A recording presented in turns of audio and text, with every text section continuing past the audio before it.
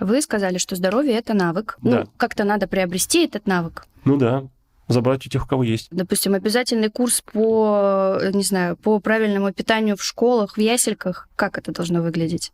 Никак это не получится сделать, пока мы сами не возьмем ответственность за свое здоровье на себя. Ну, допустим, Понимаете? мы все дружно взяли ответственность. Была такая история уже, когда государство брало ответственность за детей. Ну и сейчас берет на себя ответственность за детей. В итоге что вырастают дети, которые никак к себе не относятся? Вот смотрите, прививки. Банальная история. Тут сейчас мы опустим вопрос, там, нужны они или не нужны, но в формате именно дисциплинированности. Мы знаем, что прививка работает 10 лет. Вот ребенку делают в год, в 5, в 3, в 6, в 10, потом в 14, и каждые 10 лет надо делать.